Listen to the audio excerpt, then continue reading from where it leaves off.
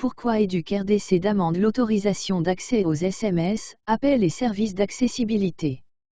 Tout d'abord, au démarrage de l'application, il vous est demandé d'activer le fonctionnement en avant-plan. C'est pour permettre à l'application de vous alerter sur l'horaire ou communiquer. Il suffit alors de basculer le bouton pour activer et cela n'implique pas sur les données personnelles de l'utilisateur. En effet, l'application donne accès aux utilisateurs des données gratuites limitées, comme les questionnaires des examens d'état passés ou des livres. Par contre, à partir d'un certain niveau, l'application demande un paiement via Mobile Money pour accéder à certains contenus. Et cet accès au contenu payant est une option pour l'utilisateur, il peut ou ne pas s'y conformer. Une boîte de dialogue lui est ainsi proposée.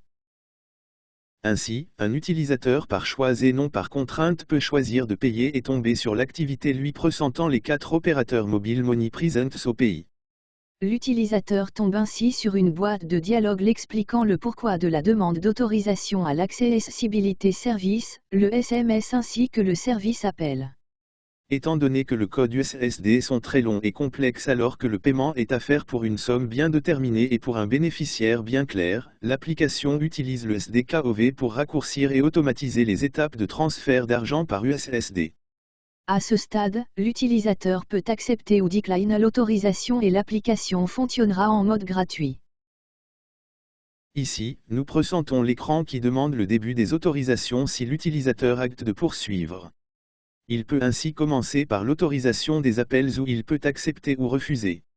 L'utilisateur reste avec le choix entre ses mains au niveau de permettre l'accès aux SMS, car ceci permettra à l'application d'écouter les paiements effectués uniquement via l'application EducRDC.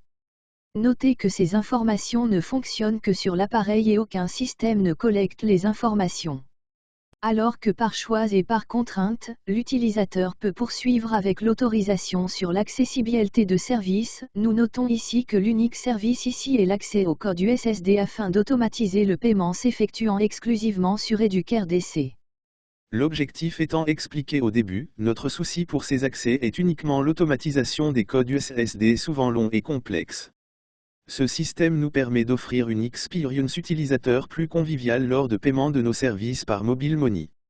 Il est très sécurisé, et ne viole aucune confidentialité des utilisateurs et ne collecte aucune donnée à des fins marketing ou autres. L'opérateur se fait uniquement sur le téléphone de l'utilisateur qui effectue les transferts et écoute ses propres opérations. Espérant que cette vidéo vous a été d'une compréhension claire. N'hésitez pas de nous contacter pour toute préoccupation.